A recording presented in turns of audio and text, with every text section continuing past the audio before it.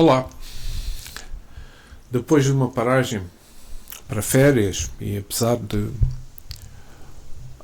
não ter efetuado as gravações do estudo do livro Os Mensageiros, de André Luiz, eu queria mencionar que agora voltamos de novo ao estudo. Relembro que estamos no livro Os Mensageiros, pelo espírito de André Luiz, psicografado por Francisco Cândido Xavier. E vamos para o capítulo 33, A Caminho da Crosta. Antes de começar, falando já sobre o capítulo 33, mas queria só fazer aqui uma parte introdutória, é que entramos agora na última parte deste livro. É precisamente isso. Entramos agora na última parte deste livro. Relembro que o primeiro capítulo deste livro, a primeira parte foi desde o capítulo 1 até o capítulo 13. E aí nós testemunhamos referências, histórias reais de testemunhos médios desencarnados que, tendo partido do nosso lar com tarefas específicas, não conseguiram cumpri-las no retorno. Os seus relatos são pungentes e bastante esclarecedores, mas é a nossa vida, é isto mesmo. A segunda parte, a partir do capítulo 14 até o capítulo 32, que foi o último capítulo que nós estudamos, a descrição dos atendimentos prestados a encarnados e desencarnados pela equipa de mensageiros do nosso lar. E agora a terceira parte, que vai ser a partir deste capítulo 33, André Luiz e Vicente, sob o comando do espírito protetor Aniceto, após estágio no centro de mensageiros, partem em caravana do nosso lar para a crosta, no plano terreno. Vai haver uma situação que a meio caminho eles irão pernoitar no posto de socorro, onde eles realizam um estágio muito importante e proveitoso mesmo. Proveitoso e importante, as duas coisas. Ali, conhecendo amigos espirituais responsáveis pelo Campo da Paz, que era a colónia mais próxima do posto de socorro, eles a seguir dirigem-se para a crosta, que é o que vamos ver, permanecendo por uma semana num lar humilde, verdadeira oficina de nosso lar na Terra, participando de atendimento a encarnados e desencarnados, sobressaindo preciosos ensinamentos sobre reuniões mediúnicas. Mas não vou-me adiantar muito mais. Vamos iniciar o nosso texto. Após nos fazermos pela manhã, considerando a viagem ainda longa, despedimos-nos comovidos. Pelo menos quanto a mim, podia afirmar que me afastava com mágoa tão belas as lições que ali colhi. Alfredo e a esposa nos abraçaram, sensibilizados, desejando-nos jornada feliz e êxito no trabalho. Vários amigos da véspera estavam presentes, saudando-nos jubilosos. Tomámos o carro, agradavelmente surpreendidos. Ser-me-ia muito difícil descrever a pequena máquina, que mais se assemelhava a pequeno automóvel de asas, a deslocar-se, impulsionado por fluidos elétricos acumulados. Sempre atencioso, Aniceto explicou: aceitei a cooperação do aparelho, não porque os deseja escravizados ao menor esforço, mas porque a permanência, embora ligeira no posto de socorro, constitui ensejo dos mais frutuosos à aquisição de conhecimentos necessários. Receberam vocês lições intensivas relativamente aos nossos irmãos perturbados e sofredores, bem como sobre os efeitos da prece. Deste modo, temos nosso expediente bastante adiantado, considerando que se encontravam ambos em tarefas de observação e aprendizado acima de tudo. E depois de pequena pausa, continuou: não creio, todavia, que possamos aproveitar a máquina até à crosta. Calculo que só poderemos voar até ao meio-dia. Em seguida, prosseguiremos a pé. Anicete calou-se por instantes, sorriu noutra expressão fisionómica e acentuou: isto, porém, acontecerá somente enquanto não hajam vocês criados asas espirituais que possam vencer todas as resistências vibratórias. Semelhante realização não pode estar distante. Dependerá do esforço que desejarem suspender no trabalho aquisitivo. Todo aquele que opera e coopera de espírito voltado para Deus poderá aguardar sempre o melhor. Não é promessa de amizade, é lei. E aqui vou parar porque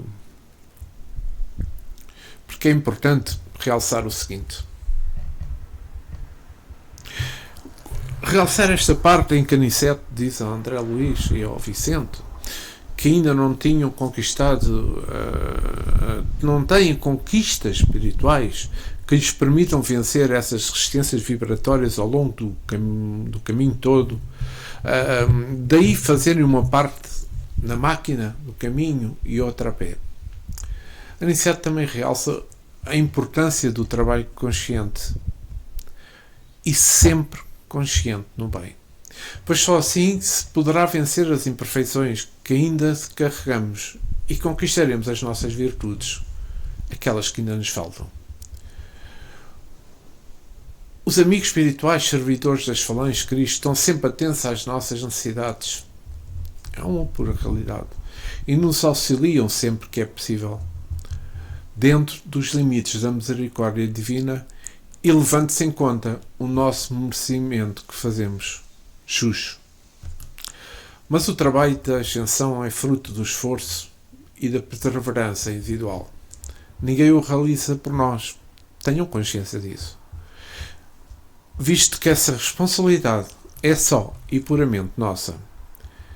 Então, as asas espirituais que Anicete simboliza, que Anicete menciona, são asas espirituais, ou seja, simbolizam as conquistas intelectuais e morais que resultam do património da alma,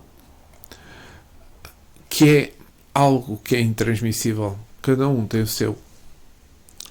Os espíritos responsáveis pela codificação do espiritismo informaram Kardec que o progresso moral decorre do progresso intelectual, mas que nem sempre o segue imediatamente. Eles ensinaram isso. Mas quanto importante é esse trabalho. E eu acho que temos que reforçar a ideia de que as ações consequências as ações têm consequências e a prática do bem atrai. Sem dúvida, que eu acho que já é mais que o nosso conhecimento, atrai coisas boas, coisas positivas. E vou voltar ao texto. O pequeno aparelho nos conduziu por enormes distâncias, sempre no ar, mas conservando-se a reduzida altura do sol. Quase precisamente ao meio-dia, estacionámos em um humilde pouso, destinados a abastecer e reparação da maquinaria da natureza daquela que havíamos viajado. Despediu-se de nós o condutor, que nos desejou boa viagem, preparando-se para regressar. A paisagem tornou-se então fria e diferente. Não estávamos em caminho trevoso, mas muito escuro e muito nuvoento. Tornaram-se densa a atmosfera, alterando-nos a respiração. Anicete contemplou connosco a vastidão caliginosa e falou em tom grave: com 4 horas de locomoção estaremos na crosta. Reparem as sombras que nos rodeiam. Identifiquem a mudança geral. Infelizmente, As emissões vibratórias da humanidade encarnada são de natureza bastante inferior, em nos referindo à maioria das criaturas terrestres. E estas religiões estão repletas de resíduos obscuros, de matéria mental de desencarnados e desencarnados de baixa condição. Atravessaremos grandes zonas, não propriamente tenebrosas, mas muito obscuras ao nosso olhar. Daqui a 2 horas, porém, encontraremos sinais de luz solar. E vou parar o texto por aqui para comentar o seguinte. Aqui há uma coisa que é importante realçar, eu pelo menos penso que isso é o que o texto quer transmitir entre linhas, é que Aniceto e Vicente e André Luís, claro, não utilizaram a estrada comum que liga o nosso lar à Terra. Ou seja, sempre pretendendo a melhor aprendizagem para o André Luís e para o Vicente, Aniceto escolheu outro caminho, com grandes dificuldades para ser percorrido. E por consequências podemos imaginar o quanto é meritório o trabalho dos espíritos dedicados que deixam as esferas superiores dirigindo-se ao plano desagradável e adverso que vivemos, com o objetivo de nos auxiliar nas nossas dificuldades. Pelo que nós lemos neste texto, para percorrer esses caminhos é necessário muito ânimo e algumas disposições especiais, como o caso de André e os seus companheiros, como é óbvio. A afirmação descreve vibracional, descreve um cenário vibracional problemático na Terra, onde a maioria da humanidade encarnada emite energias de baixa qualidade, resultando numa atmosfera densa e carregada de energias negativas. Essas energias provêm, ou seja, não somente são provenientes não somente dos encarnados, como também dos desencarnados. Aqui temos que...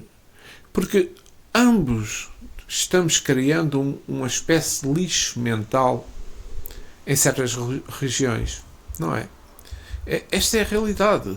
E quando eu falo aqui do lixo mental, é como a negatividade. São resíduos obscuros, matéria mental, indicando que, eu acho que indica-se aqui que são energias densas, negativas, geradas pelos pensamentos dos homens e pelas emoções. Ou seja, esta passagem retrata uma situação em que a predominância de energias negativas no ambiente terrestre dificulta o progresso espiritual e a elevação vibracional da própria humanidade. Esta que é a razão. Nós já tínhamos o conhecimento de vários espíritos e livros espíritas que nos transmitem isto. Aqui está mais uma vez a prova. E vamos continuar com o nosso texto. Nossa peregrinação, francamente, foi muito pesada e dolorosa. E somente aí avaliei, de facto, a enorme diferença da estrada comum que liga a crosta a nosso lar e aquela que agora percorria a pé, vencendo obstáculos de vulto. Imaginei, comovido, o sacrifício de grandes missionários espirituais que assistiam ao homem, compreendendo quanto é meritório e José o seu serviço, e como necessitam de disposições especiais e extraordinário ânimo para auxiliar as criaturas de maneira consciente. Os monstros que fugiam à nossa aproximação, escondendo-se no fundo sombrio da paisagem, eram indescritíveis e, obedecendo a determinações de Aniceto, não posso ensaiar qualquer informe nesse sentido, a fim de não criar imagens mentais de ordem inferior no espírito dos que, por acaso, venham a ler estas humildes notícias. Ora, aqui uma coisa que é importante. É que quando André Luís fala dos monstros, eu acho que são provavelmente irmãos que muito erraram na Terra e que hoje vivem com deformações no corpo espiritual e deformações essas que eles mesmos criaram. Porque vamos lá ver. Estamos a falar de plasmação. Porque não existem monstros físicos. O Espiritismo nos ensina isso. Não existem monstros físicos no umbral. Mas sim, são entidades que representam os vícios, as paixões, os maus sentimentos cultivados na terra onde viveram. É que o umbral é uma região vibratória onde os espíritos que não alcançaram a evolução espiritual após a morte retornam para a purificação e para o aprendizado. Então, há uma coisa que é a realidade. É que a permanência no umbral é algo doloroso. Como nos retratam muitos espíritos. Mas necessária para que o espírito possa refletir sobre as suas ações e libertar-se das amarras que o prendem à matéria, procurando a evolução espiritual. Se nós recordarmos, André Luís também passou por um umbral. Olha que importante é isto, não é? E há que salientar que o objetivo do umbral não é uma punição, mas tudo é uma oportunidade de aprendizado e transformação para o espírito, visando a sua elevação moral e espiritual segundo as leis divinas. É importante pensarmos nisto e pensarmos nas nossas ações, nos nossos pensamentos que temos no dia a dia, no nosso trabalho, na nossa vida em casa, na nossa vida com os amigos, na sociedade, etc, etc, etc. E vamos continuar com o nosso texto. No horário previsto pelo orientador, começamos a vislumbrar de novo a luz do sol, como se estivéssemos em madrugada clara. O espetáculo era magnífico e novo para mim. Calor brando começou a revigorar-nos. Anicete fixou o quadro maravilhoso dos raios de luz atravessando as sombras e falou de olhos úmidos. Agradeçamos ao Senhor dos mundos a bênção do sol. Na natureza física é a mais alta imagem de Deus que conhecemos. Temo-lo nas mais variadas combinações, segundo as substâncias das esferas que habitamos dentro do sistema. Ele está em nosso lado de acordo com os elementos básicos da vida e permanece na Terra segundo as qualidades magnéticas da crosta. É visto em Júpiter de maneira diferente. Ilumina Vênus com outra modalidade de luz. Aparece em Saturno noutra roupagem brilhante. Entretanto, ele é sempre o mesmo. Sempre a radiosa sede das nossas energias vitais. Ora, que importante é esta parte. É que aqui estamos a falar quase uma parte do texto poética. Não é? É que aqui descreve o Sol como uma manifestação divina que se adapta às características de cada esfera dentro do sistema solar. Seja não solar, na Terra ou em outros planetas como Júpiter, Vênus ou Saturno, salientado no texto. E cada um destes mundos recebe o Sol de uma maneira diferente, com variações de luz e nas energias também. Mas a essência do Sol permanece constante, sendo a fonte de vida para todos nós. Em resumo, o texto celebra a importância do Sol como uma manifestação da divindade, adaptada a cada ambiente, mas sempre mantendo a sua natureza essencial como fonte de energia vital. Nós, no Espiritismo, definimos o Sol e ele é frequentemente visto como uma manifestação da divindade e uma fonte de energia vital, tanto física como espiritual. Ele simboliza a luz, o calor, a vida, a renovação, atuando como um farol que guia e inspira a evolução espiritual. Isto é extremamente importante. E relembro, muitas vezes nós dizemos, preciso ir até ao mar, estar ali sossegado, ouvindo as ondas do mar. respirando aquele ar, aquelas energias que nos envolvem quando estamos junto ao mar. Não é? Por isso, ele é renovação, ele é purificação. É que isto é extremamente importante. E vamos ver que o Sol acaba por ser um símbolo de amor universal, da harmonia cósmica, de elementos essenciais para a criação de um mundo mais justo e fraterno. Ao observarmos o Sol, somos convidados a cultivar essas qualidades em nós mesmos e irradiá-las para o mundo. E aqui queria mencionar que no Espiritismo o Sol é referenciado em vários livros, como o Livro dos Espíritos, como a Gênese, que abordam a relação entre a ciência e a espiritualidade. André Luiz, através das suas obras psicografadas, explora a relação entre o Sol e a espiritualidade, destacando a importância do Sol, da luz solar, para a vida e o desenvolvimento espiritual. O Espiritismo também nos ensina que o Sol não é apenas uma fonte de luz física, mas também um símbolo de luz espiritual, que nos auxilia no nosso caminho de crescimento e de aperfeiçoamento. Que importantes são quando nós recebemos estas energias do Sol, do mar. Não é? Comparando um com o outro, cada um transmite de forma diferente, mas são energias renovadoras e purificadoras. E então, vamos continuar com o nosso texto.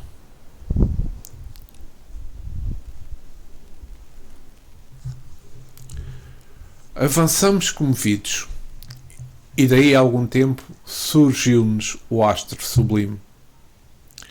Na posição que antecede o crepúsculo, de outras vezes viajando sempre através da estrada luminosa, é fácil de ser percorrida. Em vista das possibilidades de volatização, não fizeram maior reparo. Agora, porém, que atravessamos as névoas compactas, anotava diferenças profundas.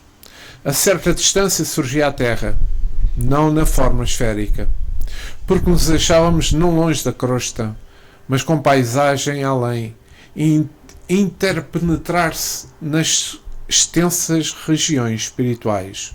O sol resplendia rumo ao poente, como uma enorme lâmpada de ouro. Aniceto, que parecia alegrar-se sobremaneira, exclamou: entramos na zona de influenciação direta da crosta. Poderemos, doravante, praticar a volitação, utilizando os nossos conhecimentos de transformação da força centrípeta. A luz que nos banha resulta do contacto magnético entre a energia positiva do Sol e a força negativa da massa planetária. Prossigamos. Não tardaremos a entrar no Rio de Janeiro. A essa altura, isto agora André Luiz, esta altura assaltou-me o desejo de perguntar alguma coisa relativamente à direção. Como nos orientaremos? Indiguei curioso. Antes de tudo, responde Aniceto, é preciso não esquecer que as nossas colónias estão situadas no campo magnético da América do Sul. Qualquer bússola seria insensível de agora em diante, mas, no nosso caso, é indispensável educar o pensamento e orientar-nos dentro da energia que lhe é molecular. Empregamos de novo a capacidade volitante, e dentro em pouco as matas de Petrópolis estavam à vista. Mais alguns minutos e perlustrávamos as grandes artérias cariocas. Por sugestão do instrutor, abeirávamos do mar, em exercício de respiração de maior expressão. Vicente e eu estávamos positivamente exaustos. Reconhecíamos que o esforço fora significativo para as nossas escassas forças. Indiferentes à nossa presença, os transeúntes passeavam apressados de mente chumbada aos problemas de ordem material. Funfunavam ônibus repletos. A grande baía figurava-se-nos cheia de forças renovadoras. Quando se acendiam as primeiras luzes elétricas, Aniceto convidou-nos amavelmente. Vamos ao conforto. Vocês estão fatigadíssimos. Irei mostrar-lhes que o nosso lar tem o aumento de alguns refúgios na crosta. E chegamos assim ao fim do nosso capítulo 33. Mas eu quero comentar esta parte que nós lemos agora e também fazer um pequeno resumo rápido, uma síntese deste capítulo 33. Vejamos nesta última parte. O texto está escrito: empregamos de novo a capacidade volitante. É que o de novo sugere que essa capacidade já foi utilizada anteriormente, não é? O volitante remete-se à ideia de voo ou movimento rápido, indicando que o deslocamento é realizado através de uma habilidade especial ou sobrenatural, se queiramos chamar. Há outra pequena parte de um texto que é: e dentro de em pouco as matas de Petrópolis estavam à vista. Ora, isto indica que o destino Petrópolis, enganei-me a dizer, é alcançado em pouco tempo após o uso da capacidade volitante. Petrópolis é uma cidade serrana próxima do Rio de Janeiro. E mais um pequeno apontamento: mais alguns minutos e perlustrávamos as grandes artérias cariocas.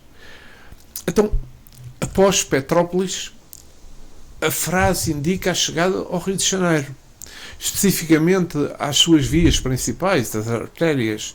A expressão perlustrávamos sugere uma exploração ou passagem por essas vias.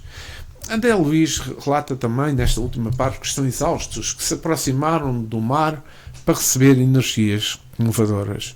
Eu expliquei isso anteriormente, das boas energias que nós podemos retirar do mar. É que as energias do mar também podem ser vistas como umas forças espirituais e curativas, associando à purificação e à renovação. O mar é frequentemente representado como um fluxo constante de progresso e de purificadora. Ou seja, o mar é um refúgio de renovação. É capaz de limpar as energias negativas que nós possamos ter e restaurar o equilíbrio do corpo e da alma. E resumindo este capítulo 33, as denominadas notícias humildes, como André Luiz nos seus textos referiu de forma simples, onde nas entrelinhas nos mostra que as realidades que muitos não conseguem admirar e entender. É importante nós podemos saber ler também nas entrelinhas, como as paisagens, os ruídos, as atmosferas, etc., permitindo ao nosso espírito assimilar o plano espiritual na realidade que poderá ou não fazer parte do nosso destino, dependendo disso as nossas escolhas. Todo aquele que trabalha e coopera de espírito voltado para Deus poderá aguardar sempre o melhor. Não é uma promessa de amizade, mas sim a lei. Diz Vicente. Perdão, Aniceto. Diz o Espírito Aniceto. Então, como estando ainda nós na Terra, compreendendo novas e eternas verdades, como que agitando naquele balanço do acreditar, não acreditar, presos numa cristalização de ideias realçadas pelo orgulho, pelo egoísmo, que ainda em nós, infelizmente, é dominante. Mas a lei de Deus funciona sempre que nós queiramos ou não. E os monstros que fugiam à nossa aproximação, como diz André Luiz, escondendo-se no fundo sombrio da paisagem, é claro, como eu disse, isso representa os pensamentos plasmados. De uma forma, e pensamos de uma forma terrível por vezes, ou muita vez, ou quase sempre. E logo também estamos criando essa forma terrível. E se nós formos para o umbral, que grandíssima parte de nós passa por lá, seja por pouco ou muito tempo, mas se nós formos para o umbral, se vamos aqui da Terra com esses pensamentos, de uma forma sempre pensamentos negativos, pensamentos terríveis, sempre pensando no mal que vou fazer ao outro, invejando os outros, etc, etc, etc, nós, quando chegamos ao plano espiritual e ao umbral, iremos plasmar exatamente a forma terrível como têm os nossos pensamentos. Daí que os monstros no umbral não são nada mais, nada menos dos pensamentos plasmados pelos espíritos ainda, como eu ia dizer, espíritos inferiores, chamando assim, apesar de eu ser também. E com isto, nós chegamos ao fim do capítulo 33. Não queria, como sempre, agradecer ao nosso Mestre Jesus, aos nossos amigos espirituais, por terem permitido o estudo deste capítulo 33 da obra Os Mensageiros. Jesus, ficai sempre connosco, agora e sempre. E que assim seja. Obrigado por terem assistido. Dentro de uns dias voltarei para o estudo do capítulo 34. Espero que tenha sido do vosso agrado, da vossa compreensão. Tentei fazer o melhor para percebermos estas formas simbólicas, estas formas simples de transmitir o que se passa por André Luís, quer por Vicente, mas que são de extrema importância para o nosso caminho, para o caminho que estamos fazendo, para progredirmos moralmente e espiritualmente. Obrigado por terem assistido.